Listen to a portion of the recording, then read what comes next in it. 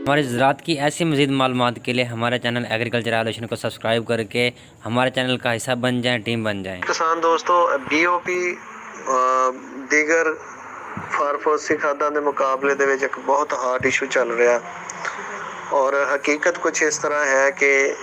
ਇਸ ਦੇ ਬਾਰੇ ਰਿਸਰਚ ਬੇਸਡ ਡਾਟਾ ਬਹੁਤ ਕਮ ਹੈ, ਮਾਈਨਰ ਮਕਦਾਰ ਦੇ ਵਿੱਚ ਮੌਜੂਦ ਹੈ ਔਰ ਤੁਸੀਂ ਤੋਂ ਸਾਰੇ ਦੇ ਸਾਰੇ ਇਸ ਚੀਜ਼ ਤੋਂ ਵਾਕਿਫ ਹੋ ਕਿ BOP ਜਿਹੜੀਆਂ ਕੰਪਨੀਆਂ ਵਾਲੇ ਦਿੰਦੇ ਸੀ ਉਹ ਸਿਰਫ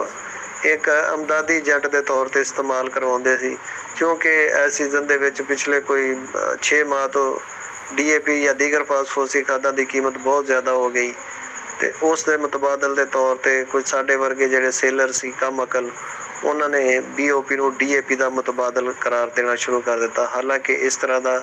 ਰਿਸਰਚ ਬੇਸਡ ਡਾਟਾ ਕੋਈ ਨਹੀਂ ਹੈ कि क्या ये DAP ਜਿਹੜੀ है BOP ਜਿਹੜੀ है DAP ਦਾ ਮੁਤਬਾਦਲ ਹੋ ਸਕਦੀ ਹੈ ਜਾਂ ਨਹੀਂ।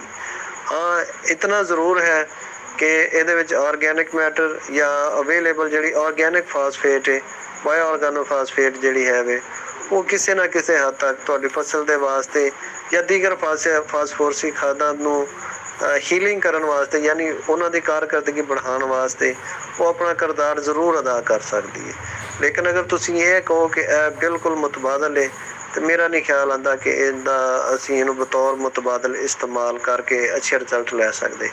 ਦੂਸਰੇ ਨੰਬਰ ਤੇ ਅਮੂਮੀ ਤੌਰ ਤੇ ਬਾਜ਼ ਸੇਲਰ ਮੇਰੇ ਜੈਸੇ ਜਿਹੜੇ ਨੇ ਉਹ ਕਹਿੰਦੇ ਨੇ ਕਿ ਪਹਿਲੇ ਤੁਸੀਂ BOP डाल लो 2-2 3-3 बैग, दूसरे पानी ते जाके NP या कोई दूसरी फास्फोरसी खाद DAP डाल लो। भाई ये तो गल वही होगी ना, कान उल्टा नहीं सीधा, सीधा नहीं उल्टा, फड़ना तो कान ही आता, जे सीधा ही फड़ लिया जाए तो वही ज़्यादा बेहतर है। अगर तुसी BOP प्लस DAP इकट्ठा इस्तेमाल करो तो ये सब तो बेस्ट है। और वो इस तरीके दे नाल कि जिथे तुसी एक DAP इस्तेमाल करनी उत्थे हाफ DAP कर लो, एक नाल BOP मिला लो, वो दोनों चीज़ां मिक्सअप बन के कदरे बेहतर रिजल्ट दे सकदियां। लेकिन इस टाइप ਦੀਆਂ ਜ਼ਮੀਨਾਂ ਦੇ ਵਿੱਚ ਅਗਰ ਤੁਸੀਂ DAP ਨੂੰ ਸਲਫਿਊਰਿਕ ਐਸਿਡ ਜਾਂ ਫਾਸਫੋਰਿਕ ਐਸਿਡ ਦੇ ਨਾਲ ਟ੍ਰੀਟ ਕਰਕੇ ਦੋ ਤੇ ਤੁਹਾਨੂੰ ਸ਼ਾਨਦਾਰ ਤਰੀਨ ਰਿਜ਼ਲਟ ਮਿਲਣਗੇ। ਮੇਰਾ ਦਾਵਾ ਵੀ ਆ ਔਰ ਅਲਹਮਦੁਲਿਲਾ ਇਹਦੇ ਉੱਤੇ ਮੇਰਾ ਬਹੁਤ ਜ਼ਿਆਦਾ ਰਿਸਰਚ ਜਿਹੜਾ ਉਹ ਕੰਮ ਵੀ ਬਹੁਤ ਜ਼ਿਆਦਾ ਹੈ। ਕੋਈ ਵੀ ਚੀਜ਼ ਇਸ ਟਾਈਪ ਦੀਆਂ ਜ਼ਮੀਨਾਂ ਦੇ ਵਿੱਚ ਫਾਸਫੋਰਿਕ ਐਸਿਡ ਪਲੱਸ DAP ਜਾਂ ਸਲਫਿਊਰਿਕ ਐਸਿਡ ਪਲੱਸ DAP